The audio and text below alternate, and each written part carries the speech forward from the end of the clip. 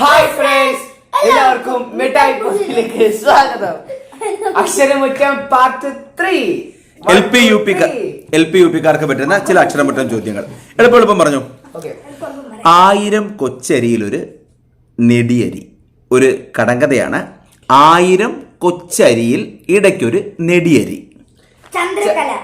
എവിടെ ചന്ദ്രകല? അതെ, രാത്രി ആകാശത്തേക്ക് നോക്കുമ്പോൾ ആകാശം മുഴുവൻ നക്ഷത്രങ്ങൾ, അതിനിടയ്ക്ക് ഒരു ചന്ദ്രകല കണ്ടാൽ നിങ്ങൾക്ക് പറയാം 1000 കൊച്ചരിയിൽ ഒരു നെടിയരി. അക്ഷരമുറ്റം ക്വിസിനകത്ത് പിന്നെന്തിനാ ഇപ്പൊ കടങ്കഥ ചോദിക്കുന്നേ? എവിടെ? അക്ഷരമുറ്റത്തിനും അതുപോലെ ജനയുഗം അറിവുത്സവത്തിനും ഒക്കെ കടങ്കഥകൾ ചോദിക്കാം. എങ്കിൽ ഇതാ പിടിച്ചോ. 1000 ആശാരി പണിത കൊട്ടാരത്തിന് വാതിലില്ല. ശ്രദ്ധിച്ചു കേട്ടോളം. 1000 ആശാരി പണിത കൊട്ടാരത്തിന് വാതിലില്ല, എന്നാൽ നിറച്ചും തുള. തേനീച്ചക്കൂടാണ്. 1000 ആശാരികൾ ചേർന്ന് പണിത കൊട്ടാരം. എന്തായാലും യു പിക്കാരും ഹൈസ്കൂളുകാരും ഒക്കെ എൽ പിക്കാരും കൂടുതൽ കടങ്കഥകളൊക്കെ പഠിച്ചു വെച്ചേക്കണം. ഹയർ സെക്കൻഡറിക്കാരും കടങ്കഥ പഠിച്ചു വെച്ചു. ഓക്കെ, അടുത്തത്. ഇത് കൂടുതൽ ചോദ്യങ്ങളും അക്ഷരമുറ്റത്തിന്റെ പതിപ്പുകളിൽ വന്നതും അതുമായി ബന്ധപ്പെട്ട കാര്യങ്ങളുമാണേ. ഇന്ത്യയിൽ അവസാനം സെൻസസ് നടന്ന വർഷം കേട്ടില്ല? 2011 നടന്നത്. യഥാർത്ഥത്തിൽ സെൻസസ് നടക്കേണ്ടിയിരുന്നത് അടുത്ത 2021. കൊറോണ കാരണം നടന്നില്ല, നീട്ടിവെച്ചു. ഇനി നടക്കാൻ പോകുന്നത് 2026. എന്ന് തുടങ്ങും? ഒക്ടോബർ 1. 2026 ഒക്ടോബർ 1 തുടങ്ങുക. ഇന്ത്യയിൽ എത്ര വർഷം കൂടുമ്പോഴാണ് സെൻസസ് നടക്കുക? 10 വർഷം. എൽ പി യു പിക്കാർക്ക് വേണ്ടി ആയതുകൊണ്ടാണ് എന്റെ സിമ്പിൾ ക്വസ്റ്റ്യൻസ് തന്നെ ചോദിക്കുന്നത്. സെൻസസിന് മറ്റൊരു പേരും കൂടി ഉണ്ടല്ലോ, കനേഷുമാരി എന്നൊരു പേരുണ്ട്. ഏത് ഭാഷയിൽ നിന്നാണ് കനേഷുമാരി വന്നത്? പേർഷ്യൻ ഭാഷയാണ് കനേഷുമാരി. സ്വതന്ത്ര ഇന്ത്യക്ക് സ്വാതന്ത്ര്യം കിട്ടിയതിന് ശേഷം നടന്ന ആദ്യത്തെ സെൻസസ് ഏത് വർഷമായിരുന്നു? 1951. അങ്ങനെയാണെങ്കിൽ ഇനി നടക്കാൻ പോകുന്നത് എത്രാമത്തെ സെൻസസ്? 18. ലേശം ബുദ്ധിയുണ്ടോ? 1951 ഒന്നാമത്തത്. 8ാമത്തത്. 10 വർഷം കൂടുമ്പോഴത്തേക്ക് നടക്കുന്നത്. 61, 71, 81, 91, 2001, 11, 21 വരെയുള്ള നടക്കാൻ പോകുന്നു 8ാമത്തെ സെൻസസ്. 10 കൂടി പോയി. ഈ പറഞ്ഞ ഏറ്റവും അവസാനത്തെ സെൻസസ് അനുസരിച്ച് ഇന്ത്യയിൽ ഏറ്റവും കൂടുതൽ ജനസംഖ്യയുള്ള സംസ്ഥാനം ഉത്തർപ്രദേശ്. ജനസംഖ്യയുടെ കാര്യത്തിൽ കേരളം എത്രാമത്? 13ാമതാണ്. 28 സംസ്ഥാനങ്ങളാണ് ഇപ്പോൾ നിലവിലുള്ളത്. അതിൽ 13ാം സ്ഥാനമാണ് കേരളത്തിന്. Okay, L P U P കൂടെ ആൾക്കാരുടേതായതുകൊണ്ട് അടുത്ത ക്വസ്റ്റ്യൻ. കേരളത്തിൽ ആന്റിബയോട്ടിക്കുകൾ നൽകുന്ന കവറുകൾക്ക് ആരോഗ്യ വകുപ്പ് ഇപ്പോൾ ഒരു നിറം നിർദ്ദേശിച്ചിട്ടുണ്ട്. ഏതാ നിറം? നീലയോ? നീല, ബ്ലൂ ആണ്. ഓക്കെ, നിഷാന്റെ പ്രിയപ്പെട്ട കളറും കൂടിയാണ് നീല. നിഷാൻ, ആദ്യത്തെ ആന്റിബയോട്ടിക് ഏതാണെന്നറിയോ? പെൻസിലിനാണ് ആദ്യത്തെ ആന്റിബയോട്ടിക്. ആരാണത് കണ്ടെത്തിയത്? കേട്ടില്ല? Alexander Fleming. ശരിയായ ഉത്തരം. ആധാർ കാർഡ് രണ്ടുപേർക്കും ഉണ്ടല്ലോ. നിബിയുടെ ആധാർ പുതുക്കുകയും ചെയ്തു. കുട്ടികൾ നിർബന്ധമായും ആധാർ കാർഡ് പുതുക്കേണ്ടത് ഏതൊക്കെ വയസ്സിൽ? 5ാം വയസ്സിലും 15ാം വയസ്സിലെങ്കിൽ നിബിക്ക് ഒരു ചാൻസ് തരാം. ഒരു ആധാർ കാർഡിൽ പുതുക്കി കഴിഞ്ഞ് കിട്ടിയപ്പോൾ നിനക്കൊരു ആധാർ നമ്പർ ഉണ്ടല്ലോ. എത്ര അക്ക നമ്പർ? 12 അക്ക നമ്പർ. പക്ഷെ ചോദ്യം അതല്ലായിരുന്നു. 12 അക്ക നമ്പർ കറക്റ്റ്. ഇന്ത്യയിലെ ആദ്യത്തെ ആധാർ ഒരാൾക്ക് കൊടുക്കുന്നത് 2010 സെപ്റ്റംബർ 29. ആർക്കാണ്? അറിയില്ല. നിഷാൻ?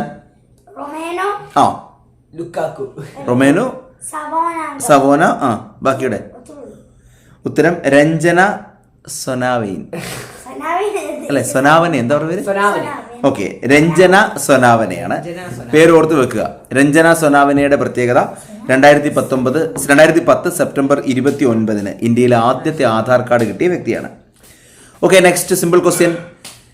മലയാളത്തിൽ നിന്ന് സിനിമയാക്കിയ ആദ്യത്തെ നോവൽ ഏത്? മാർത്താണ്ഡവർമ്മ. ആരെഴുതിയെന്ന് പറയാമോ? മാർത്താണ്ഡവർമ്മ. അരുഷ്വർ? സി വി രാമൻപിള്ള അല്ലല്ലേ? അതെ, സി വി രാമൻപിള്ള ആണോ? പഴശ്ശിരാജയാണ്, സർദാർ കെ എം മണി. ഓക്കെ, അപ്പം സി വി രാമൻപിള്ളയുടേതാണ് മാർത്താണ്ഡവർമ്മ. മലയാളത്തിലെ ആദ്യത്തെ സിനിമ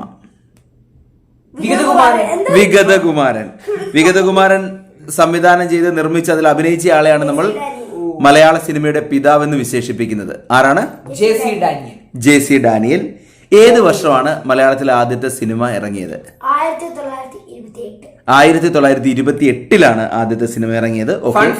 10 വർഷം കഴിഞ്ഞ 1938 ബാലൻ ഇറങ്ങുന്നത്. 1938 ബാലൻ ഇറങ്ങുന്നത്. ബാലന്റെ പ്രത്യേകത ശബ്ദം. ആദ്യത്തെ ശബ്ദ ചലച്ചിത്രം, മലയാളത്തിലെ ആദ്യത്തെ ശബ്ദിക്കുന്ന സിനിമ, ശബ്ദമുള്ള സിനിമയായിരുന്നു ബാലൻ. ശബ്ദിക്കുന്ന സിനിമ ബാലൻ, ശബ്ദിക്കുന്ന കലപ്പയായിരുന്നെങ്കിൽ ബുക്ക. ആരാ ചെയ്തത്? പൊൻകുന്നം വർക്കി. ഓക്കെ, രക്ഷപ്പെട്ടു. ഓക്കെ, മലയാള സിനിമയുടെ പിതാവ് ജെ സി ഡാനിയൽ ആണെന്ന് പറഞ്ഞല്ലോ. ജെ സി ഡാനിയലിനെ കുറിച്ച് വളരെ പ്രശസ്തമായ ഒരു മലയാള സിനിമ വന്നിട്ടുണ്ട്. അതിന്റെ പേര് പറയാം. സെല്ലുലോയിഡ്. ആ സിനിമയിൽ ആരാണ് ജെ സി ഡാനിയലായിട്ട് അഭിനയിച്ച് മികച്ച നടനുള്ള അവാർഡൊക്കെ മേടിച്ചത്? ആരാ? പൃഥ്വിരാജ്. ആരായിരുന്നു നിഷാനെ സെല്ലുലോയിഡ് സംവിധാനം ചെയ്തത്? കമൽ. ഓക്കെ. പിന്നെ മലയാള സിനിമയിലെ ഏറ്റവും വലിയ പുരസ്കാരം, മലയാള സിനിമാ മേഖലയിലെ ഏറ്റവും ഉയർന്ന പുരസ്കാരം ഇദ്ദേഹത്തിന്റെ ജെ സി ഡാനിയൽ പുരസ്കാരമാണ്. ഏത് വർഷം മുതലാണ് ജെ സി ഡാനിയൽ പുരസ്കാരം കൊടുത്തു തുടങ്ങിയത്? 1992 ഈസ് ദി റൈറ്റ് ആൻസർ. 1992 മുതൽ ആവശ്യമില്ലാത്ത കാര്യങ്ങൾ ചോദിച്ച് ക്വിസ് മാസ്റ്ററെ കുഴപ്പത്തിലാക്കരുത്. ഇവിടെ പൊൻകുന്നം വർക്ക് എഴുതിയ മുട്ടത്തോർക്ക് അറിയത്തില്ല. ഓക്കെ, അപ്പൊ നമ്മൾ പറഞ്ഞു വന്നത് ജെ സി ഡാനിയലിന്റെ കാര്യമാണ്. ജെ സി ഡാനിയൽ ആദ്യത്തെ സിനിമ എടുത്തു. വിഗതകുമാരനായിരുന്നു സിനിമ. ആ സിനിമയിലെ നായികയായത് ആരാന്ന് പറയാം? P K Rossi. ആക്ച്വൽ പേര് വേറെയായിരുന്നു, രാജമ്മയായിരുന്നു. രാജമ്മയെ നമ്മൾ പി കെ റോസി ആക്കി ആ സിനിമയിൽ എടുത്തു. സിനിമ വന്നു. അത് ആദ്യമായിട്ട് പ്രദർശിപ്പിച്ചത് ഒരു സിനിമാ ഹാൾ, ഒരു സിനിമാ തിയേറ്ററിൽ തിരുവനന്തപുരത്താണ്. ദ ട്രാവൻകൂർ നാഷണൽ പിക്ചേഴ്സ് എന്ന് പറയുന്നത് ജെ സി ഡാനിയൽ ഈ സിനിമ നിർമ്മിക്കാൻ വേണ്ടി ഉണ്ടാക്കിയ കമ്പനിയാണ്. Travancore national pictures. ചോദ്യം, ഏത് തിയേറ്ററിൽ? Capital cinema hall. Capital cinema ഹാളാണ് കേട്ടോ. ഓക്കെ, തൽക്കാലം അങ്ങനെ നിൽക്കട്ടെ. നിങ്ങൾ പറഞ്ഞു, ബാലന്റെ കാര്യം പറഞ്ഞു, 1938 പറഞ്ഞു, ശബ്ദിക്കുന്ന സിനിമയാണെന്ന് പറഞ്ഞു. ചോദ്യം, ബാലന്റെ സംവിധായകൻ ആര്? എസ് നൊട്ടാണി. ശരിയായ ഉത്തരം. നിഷാൻ, ബാലൻ സിനിമയുടെ നിർമ്മാതാവ് ആരാണെന്ന് അറിയോ? അത് കേൾക്കട്ടെ. ടി ആർ സുന്ദരം. അതിലെ നായകനും നായികയും പ്രശസ്തരാണ്. മറ്റേ ജെ സി ഡാനിയലും പി കെ റോസിയും പോലെ. M K Kamalam, K Aroor. ഓർത്തു വെക്കുമല്ലോ ബാലനിലെ നായകന്മാർ. ഓക്കെ, എങ്കിൽ അടുത്ത വീണ്ടും അക്ഷരമുറ്റം പതിപ്പിൽ നിന്ന് വന്ന ഒരു പോർഷനെ ആസ്പദമാക്കിയുള്ള ചോദ്യങ്ങളാണ്. നമ്മുടെ പല ക്വസ്റ്റിലും ആവർത്തിച്ച കുറച്ച് ക്വസ്റ്റ്യൻസ് അതിനകത്തുണ്ട്. സിമ്പിൾ ചോദിച്ചാൽ LP UP കാർക്ക് വേണ്ടിയിട്ട് ഹിരോഷിമയിൽ ഉപയോഗിച്ച ആറ്റം ബോംബിന്റെ പേര്? അതിൽ ഉപയോഗിച്ചിരുന്നത്, ലിറ്റിൽ ബോയിൽ ഉപയോഗിച്ചിരുന്നത് ഏത് ഇന്ധനമാണ്? യുറേനിയമാണ്. പ്ലൂട്ടോണിയം ഇന്ധനമായിട്ട് ഉപയോഗിച്ച ആ ബോംബിന്റെ പേര്? ഫാറ്റ്മാൻ. അതെവിടെ ഇട്ടു? നാഗസാക്കിയില്. അതുപോലെ തന്നെ അതിനകത്ത് കൃത്യമായിട്ട് അക്ഷരമുറ്റത്തിലെ ലേഖനത്തിൽ ആ ആറ്റം ബോംബിന്റെ അണുപ്രസരണമേറ്റ് ഇപ്പോഴും കഷ്ടപ്പെട്ട് നരകതുല്യമായിട്ട് ജീവിക്കുന്ന ആൾക്കാരുടെ പേരുണ്ടായിരുന്നു. അവർക്ക് പറയുന്ന പേര് ഹിബാകുഷ. ആ ഹിബാകുഷകളുടെ കാര്യങ്ങൾക്ക് വേണ്ടിയുള്ള ഒരു സംഘടനയ്ക്ക് കഴിഞ്ഞ പ്രാവശ്യത്തെ നോബൽ സമ്മാനം, സമാധാനത്തിന്റെ നോബൽ സമ്മാനം കിട്ടിയ കാര്യം ഉണ്ടായിരുന്നു. ആരാണത്? നിഹോൺ ഹിഡാൻഗ്യോ. ശരിയായ ഉത്തരവാണ്. എങ്കിൽ അതിന്റെ കൂടെ വന്ന ചില കാര്യങ്ങളാണ് ചോദിക്കുന്നത്. 1980 തുടങ്ങിയ ഒരു യുദ്ധം 8 വർഷത്തോളം നീണ്ടു നിന്നു. ഏതൊക്കെ രാജ്യങ്ങൾ തമ്മിലായിരുന്നു? കറക്റ്റ് പറഞ്ഞു. ഇറാനും ഇറാഖും തമ്മിലുള്ളതാണ് 8 വർഷത്തെ യുദ്ധം.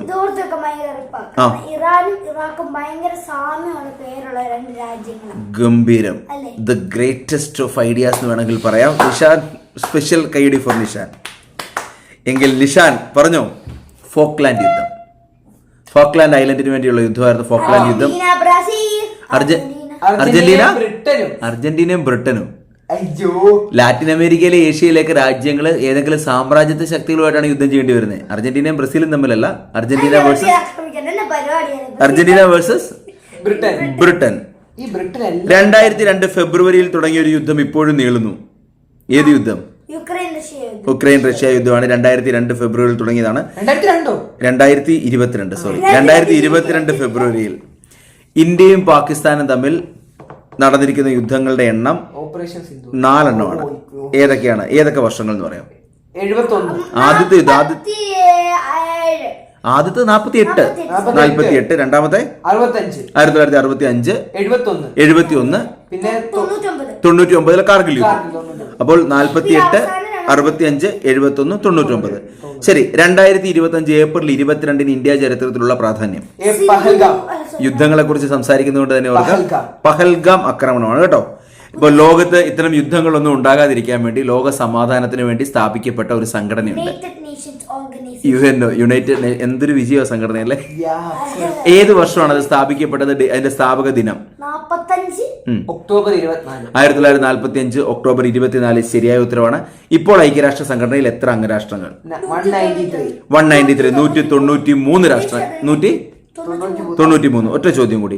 രാജ്യങ്ങൾക്കിടയിൽ എന്തെങ്കിലും തർക്കങ്ങളും മറ്റുമൊക്കെ ഉണ്ടായാൽ അത് പരിഹരിക്കാൻ വേണ്ടി നമുക്കൊരു അന്താരാഷ്ട്ര നീതിന്യായ കോടതിയുണ്ട്. എവിടെയാണ് അതിന്റെ ഹെഡ് ക്വാർട്ടേഴ്സ്? നെതർലൻഡ്സിലാണ്. നെതർലൻഡ്സിലെ ഹേഗിലാണ് ഇന്റർനാഷണൽ അല്ലെ കോർട്ട് ഓഫ് ജസ്റ്റിസിന്റെ ഹെഡ് ക്വാർട്ടേഴ്സ്.